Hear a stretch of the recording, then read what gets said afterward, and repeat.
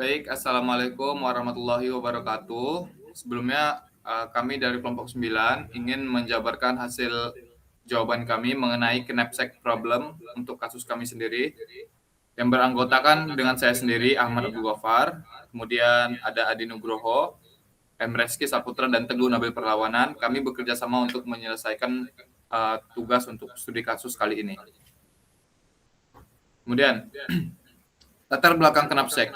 Knapsack problem merupakan salah satu masalah optimasi yang bertujuan untuk memilih kombinasi barang dengan nilai maksimum tanpa melebihi kapasitas yang tersedia. Nah, pada studi kasus ini digunakan 6 barang dan dengan berat dan nilai yang berbeda-beda. Untuk menemukan solusi terbaik, digunakan 3 pendekatan algoritma, yaitu exhaustive search, backtracking, dan branch and bound. Ketiga algoritma tersebut memiliki cara kerja yang berbeda dalam mencari solusi optimal. Jadi kami nanti akan mencoba dari beberapa metode pendekatan algoritma ini, dari 3 algoritma ini, dan kemudian kami akan membandingkan hasil dari percobaan mereka. Nah, logika dari knapsack problem ini, yaitu pertama alurnya itu ada dari masalah optimasi, kemudian kita masuk ke dalam proses knapsack problem, kemudian dia akan memilih barang terbaik dan kemudian mendapatkan nilai maksimum dengan kapasitas yang terbatas. Oke, kita lanjutkan. Di sini ada data barangnya dan soalnya. Jadi data barang kita ada 6 barang. Dengan total ada 24 beratnya ada 24 total, kemudian ada nilainya dengan total 378. Nah, gimana sih konsep 01 knapsack? Nah, pada permasalahan 01 knapsack ini, setiap barang hanya memiliki 2 pilihan, yaitu pilihan 1 dan pilihan 0. Tujuannya adalah memaksimalkan total nilai barang yang dipilih dengan syarat total beratnya tidak melebihi kapasitas tas yang telah ditentukan. Dalam kasus ini, kapasitas maksimum tas adalah 50 satuan. Nah, jadi di sini ada nih ibarat ada kotak yang kapasitasnya itu 50. Kemudian jika kita memilih barang itu nilainya 1 dan jika kita tidak memilih barang itu nilainya 0. Itulah konsep 01 knapsack. Oke, lanjut ke metode exhaustive search. Nah, exhaustive search bekerja dengan memeriksa seluruh kemungkinan kombinasi barang yang dapat dipilih. Karena terdapat 6 barang, maka jumlah kombinasi yang mungkin adalah 2 pangkat 6 atau 64 kombinasi.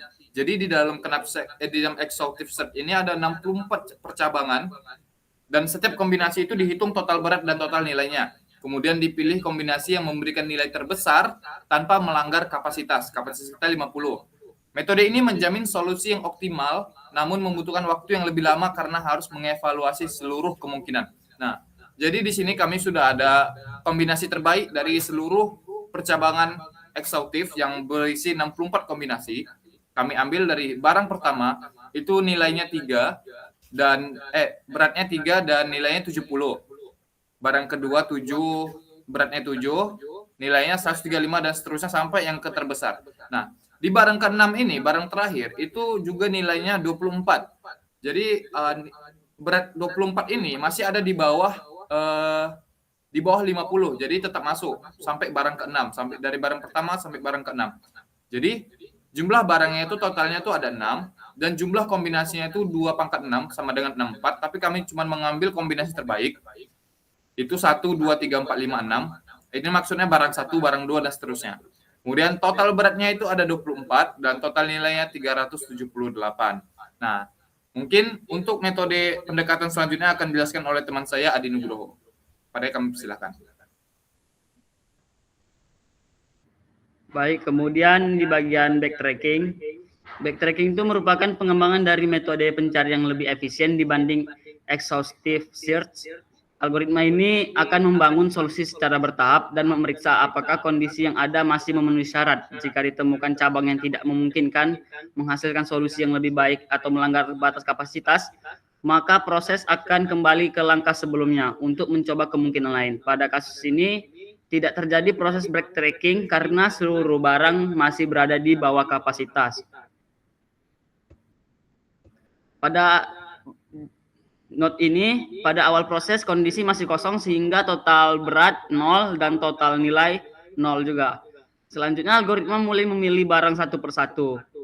Baik, yang pertama itu ada not pertama dipilih barang 1. Mikrofon itu dengan berat 3 dengan nilai 70. Total menjadi W3 dan V70. Karena masih di bawah kapasitas 50, proses dilanjutkan ke not 2. Ditambahkan barang 2 dengan berat 4 dan nilai 65. Total berubah menjadi 7, berat 7 dan nilai 135. Kapasitas masih mencukupi sehingga pencarian dilanjutkan. Lanjut ke not ketiga, ditambahkan barang ketiga dengan berat 8 dan nilai 85. Total menjadi berat 15 dan nilai 220. Karena belum melebihi kapasitas, algoritma melanjutkan ke not D berikutnya. Ditambah barang keempat atau not D keempat dengan berat 3 dan nilai 45. Total menjadi berat 18 dan nilai 265. Karena belum cukup juga, ditambahkan barang kelima dengan berat 2 dan nilai 58, total menjadi berat 20 dan nilai 323. Lanjut ke not terakhir, ditambahkan barang terakhir dengan berat 4 dan nilai 55. Maka total akhir menjadi berat 24 dan nilai 375. Karena total berat hanya 24, sedangkan kapasitas maksimum adalah 50, maka seluruh barang dapat dipilih. Pada proses ini tidak terjadi backtracking karena tidak ada node yang melebihi kapasitas. Oleh sebab itu, solusi optimal yang diperoleh adalah memilih semua barang dengan total berat 24 dan total nilai 378. Karena pada kasus kami ini hanya mengambil barang 1 sampai barang 6. Sekian. Maka akan dilanjutkan oleh teman saya, Rizky Saputra. Nah, selanjutnya saya akan melanjutkan presentasi. Pada slide ini saya akan menjelaskan mengenai metode Breadth and Bound. Nah, Breadth and Bound ini adalah salah satu algoritma optimis yang digunakan untuk mencari solusi terbaik tanpa harus mencoba semua kemungkinan. Ini bekerja dengan cara membagi permasalahan menjadi beberapa cabang atau branch. Kemudian dia menghitung batas nilai atau bound pada setiap cabang. Jika suatu cabang diperkirakan tidak dapat menghasilkan solusi yang lebih baik dibanding solusi yang sudah ditemukan, maka cabang tersebut akan dipangkas atau di-pruning. Dengan begitu, proses pencarian menjadi lebih cepat dan lebih efisien.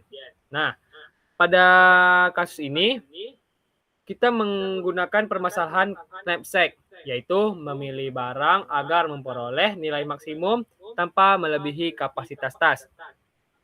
Sebelum proses pencarian dilakukan, seluruh barang diurutkan berdasarkan rasio nilai terhadap berat. Tujuannya agar barang yang memberi keuntungan terbesar dibanding beratnya diprioritaskan lebih dulu. Nah, tabel di sebelah kiri menunjukkan data setiap barang, yaitu nomor barang, berat, dan nilai, dan ada rasio nilai terhadap berat. Dari tabel tersebut, dapat dilihat bahwa barang 5 memiliki rasio paling tinggi, yaitu ada 29, sehingga dipilih lebih dahulu. Setelah itu diikuti oleh barang 1, barang 2, 4, 5, dan terakhir yaitu barang 3. Selanjutnya, diagram di sebelah kanan itu menunjukkan urutan proses pencarian. Pencarian dimulai dari root, kemudian memilih barang 5, sehingga total berat menjadi 2 dan total nilai menjadi 58. Kemudian ditambah lagi barang 1, sehingga total berat menjadi 5 dan total nilainya 128. Berikutnya ditambahkan barang 2, sehingga total berat menjadi 9 dan total nilai jadi 193. Lalu ditambahkan barang 4, sehingga total berat menjadi 12 dan total nilai 238. Setelah itu ditambahkan barang 6, sehingga total berat menjadi 16 dan total nilai 293. Terakhir, ditambahkan barang 3 sehingga total berat menjadi 24 dan total nilainya menjadi 378. Nah, dan pada kasus ini, seluruh barang masih memenuhi kapasitas yang telah ditentukan, sehingga tidak ada cabang yang dipangkas atau dilakukan pruning. Jadi, semua barang tetap dipilih dan menghasilkan solusi optimal dengan total berat 24 dan total nilai 378. Nah, pada kesimpulannya bahwa metode Brest and Bond ini membantu menemukan solusi optimal secara efisien dengan menggunakan batas atau bond untuk menghindari pencarian yang tidak diperlukan. Namun, pada contoh ini semua cabang masih layak sehingga seluruh barang tetap dipilih. Selanjutnya penjelasan akan dijelaskan oleh rekan saya kepada Teguh, dipersilahkan. Baik, di sini ada hasil dan analisis. Jadi metode pencarian dari exhaustive search, breadth tracking, dan breadth broad. Jadi exhaustive search ini memeriksa seluruh kombinasi, breadth tracking memeriksa kombinasi dan dapat kembali ke backtrack jika tidak memenuhi syarat. Lalu untuk breadth and bond menggunakan nilai bond untuk menentukan cabang nilai di eksplorasi. Sini jumlah barangnya dari kita bisa lihat jumlah barangnya ada 6 sama. Lalu untuk kapasitas scrapsack-nya ada 50. Total berat solusi ada 24 dan total nilai solusi ada 378. Lalu pruning-nya tidak ada, solusi optimalnya sama.